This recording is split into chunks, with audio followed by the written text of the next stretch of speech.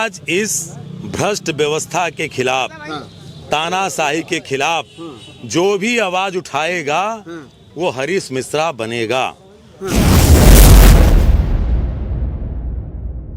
Police commissioner होश में आओ, होश में आओ, होश में आओ, होश में तुमको आना होगा, आना होगा, आना होगा। हरीश मिश्रा को रिहा करो, रिहा करो, रिहा करो। चौबे को कह रहे हैं नीच जाति के हैं, उनके घर बेटियां नहीं ब्याहनी चाहिए। क्या इस तरीके की भाषा संवैधानिक है? इस देश में गीता सबसे बड़ी नहीं है, इस देश में कुरान सबसे बड़ा नहीं है, बाइबिल बड़ा नहीं है, गुरुवाणी बड़ी नहीं है। इस देश में बाबा साहब भीमराव अंबेडकर का संविधान सबसे बड़ा है। उसके तहत इस देश के साधु संत, एमपी, एमएलए, मंत्री और एक आम आदमी को चलना होगा। राम भद्राचार्य कोई हो का जो हमला है वो पूरे देश में अंदर अंदर सुलग रहा है और लोग कह रहे हैं कि हमारे अभिव्यक्ति की आजादी पे हमला है, हम कतई इसको बर्दाश्त नहीं करेंगे। वह धर्माचार्य हैं। एक धर्माचार्य की भाषा ये होती है क्या कि मरे मुलायम कांसीराम बोल, जोर से बोलो जय श्री राम। एक धर्माचार्य की भाषा ये होती है क्या कि अपने ही जात के कहता है कि दीक्षित हैं, चौबे हैं, उपाध्याय, त्रिगुणाई हैं, नीच हैं, इनके हाथ का पानी नहीं पीना चाहिए। तो आज पूरी तरह से वो ब्राह्मण समाज और वो सर्व समाज जिसको सोचना चाहिए, हरीश मिश्रा कहाँ से आते हैं? ब्राह्मण है, हरीश मिश्रा कहाँ से आते हैं? ब्राह्मण है आपके लिए, यही दिक्कत है। वो पूरे समाज की उस बंदा लड़ाई लड़ता है, उन पिछड़ों की लड़ाई लड़ता है। किसी भी सामने वाले व्यक्ति को हमारा संविधान अधिकार नहीं देता कि तुम हमारी देशभक्ति तय करोगे, तुम हमारी जात की प्रमुखता तय करोगे, तुम हमारी धर्म की प्रमुखता तय करोगे। कौन होते राम भद्राचार्य? कौन तय करने वाले होते कि कौन ब्राह्मण नीच होता है, कौन जाति वाला श्रेष्ठ होता है? साथियों नमस्कार, मैं हूं रजनीश और आप जन आदर्श भारत देख रहे हैं। हो गया सही है?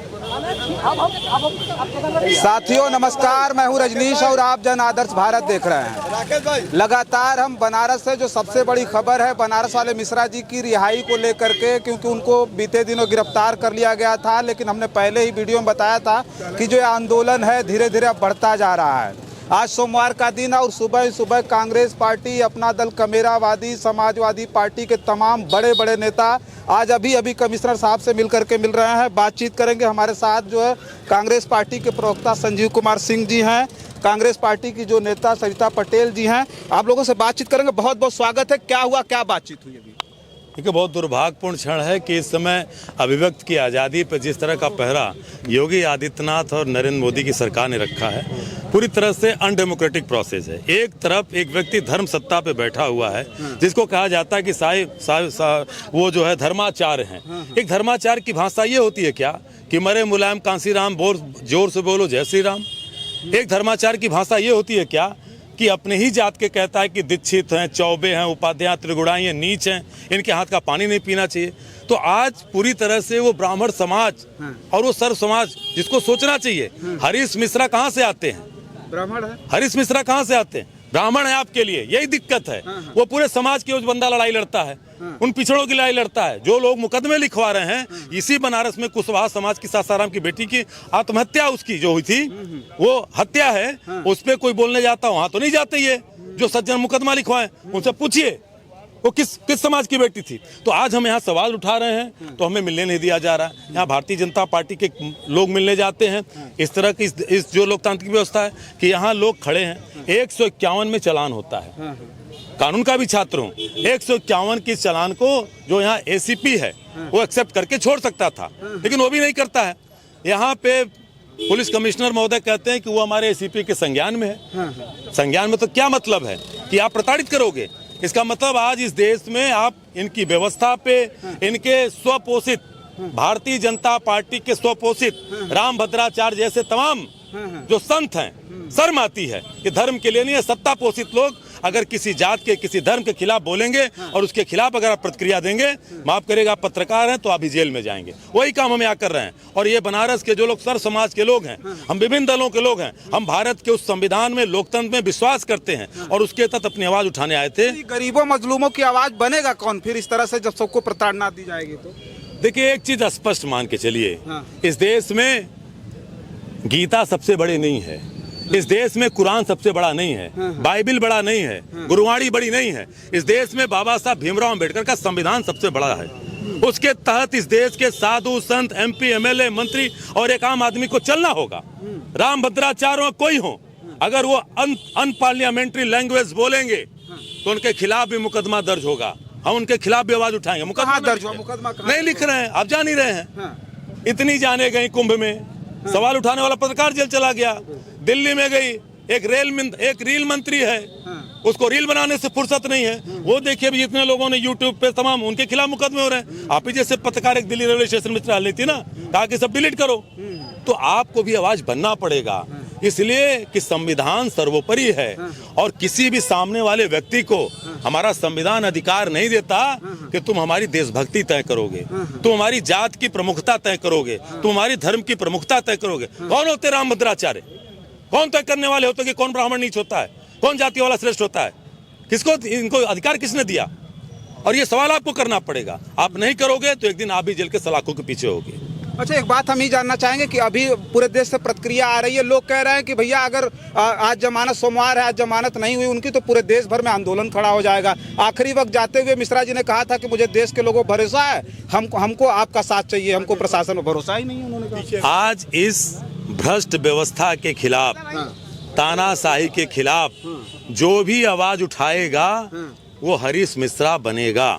संदेश स्पष्ट है कि आप या तो इस तानाशाही को स्वीकार करिए, इस हिटलरशाही को स्वीकार करिए, या संविधान सम्मत अपनी बात को कहने का मौका रखिए। और अगर आप नहीं करते, मैं बार बार कह रहा हूं कि सामने वाले को हमारे संविधान ने कौन सा अधिकार दिया है कि हमारी जात की श्रेष्ठता वो तय करेगा, हमारे धर्म की श्रेष्ठता तय करेगा, हमारे राष्ट्रभक्ति पर श्रेष्ठता तय करेगा। यही तो मैं कह रहा हूँ। कौन होते राम भद्राचार्य? और जिन लोगों ने मुकदमा लिखवाया है उन्हीं के समाज की बेटी का भेलूपुर थाने में है मुकदमा लिखा गया। समाजवादी पार्टी के साथी ने केवल उसका जिक्र कर दिया, उस पर मुकदमा हो गया। थोड़ा हिम्मत है अगर तो थोड़ा उनके खिलाफ भी मुकदमा लिखवा के देखें।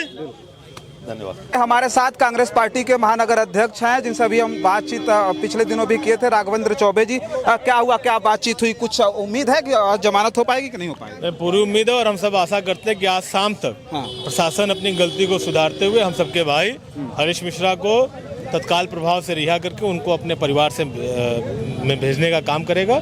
और मुझे लगता है कि हम सबकी एक विजय शुरू होगी।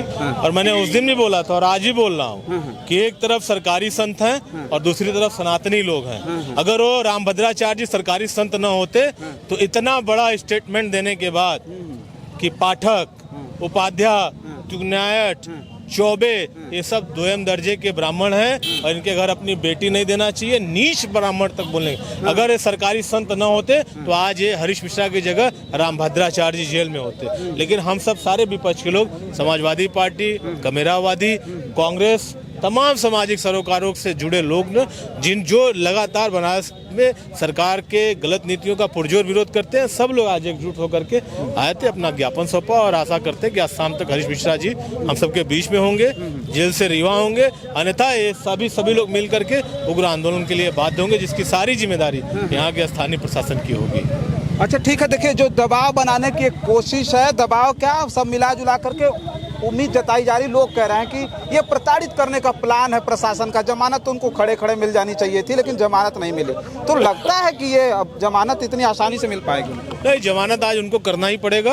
अन्यथा ये आज तो हम लोग बहुत शांतिपूर्ण तरीके से आए थे। कल बनारस के किसी चट्टी चौराहे पे खड़े होकर के हम सरकार का पुरजोर विरोध करेंगे। अच्छा, अभी हमारे साथ कांग्रेस पार्टी के नेता, बहुत बहुत स्वागत है। क्या लगता है ये जो हो रहा है ये प्रशासनिक प्रताड़ना है, सरकारी प्रताड़ना है ये? बिल्कुल। देखिए, संविधान हम सबको बराबर का अधिकार देता है और संविधान में ये है कि कोई भी गलत बोलेगा तो उसके खिलाफ हमको कानूनी कार्रवाई करनी पड़ेगी।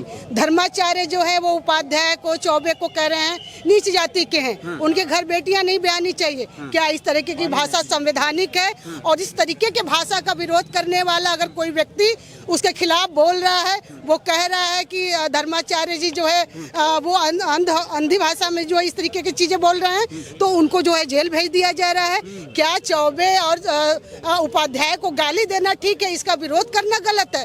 तो बिल्कुल ये जिस तरीके से सरकार लोकतंत्र की हत्या कर रही है, जिस तरीके से सरकार हमारे बोलने की अभिव्यक्ति पे हमला कर रही है। संविधान ने सबको बोलने का अधिकार दिया है, लेकिन ये सरकारी तंत्र के साथ जो है हमारे बोलने के अधिकार पे हमला कर रही है। ये सरकार निश्चित रूप से ये चाहती है कि जो भी सरकार का पोल खोले, जो भी सरकार की गलत नीतियों का विरोध करे, उसको जेल में डाल दिया जाएगा। और जिन उपाध्याय चौबे का आप वोट लेकर के सत्ता की कुर्सी में बैठे हुए हैं, उनको गाली देते हुए आप बर्दाश्त कर सकते हैं, लेकिन हरीश मिश्रा सहित तमाम जो सामाजिक लोग हैं वो बर्दाश्त नहीं कर सकते हैं, क्योंकि संविधान ने सबको सम्मान से जीने का अधिकार दिया है। संविधान ने सबको बराबरी का अधिकार दिया है। संविधान ने सबको जो है अपनी अभिव्यक्ति की आज़ादी का अधिकार दिया है, और उस आज़ादी पे हमला बिल्कुल हम नहीं सहेंगे। उस आज़ादी पे हमला सरकार कर रही है, जिसको बर्दाश्त नहीं किया जाएगा।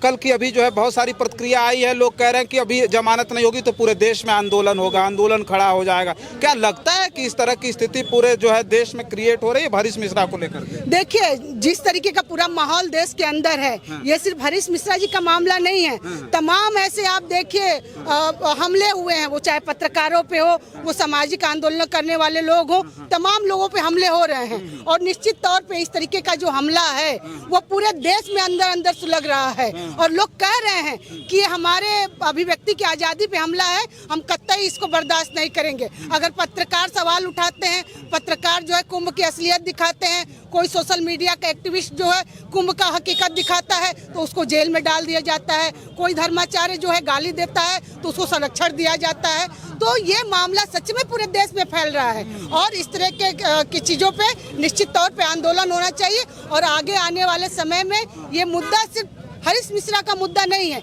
ये मुद्दा सिर्फ बनारस का मुद्दा नहीं है, ये पूरे देश का मुद्दा है। क्योंकि पूरे देश के अंदर जिस तरीके से हमले हो रहे हैं, पूरे देश के अंदर जिस तरीके से एक्टिविस्टों पे हमले हो रहे हैं, वो बिल्कुल बर्दाश्त करने लायक नहीं है।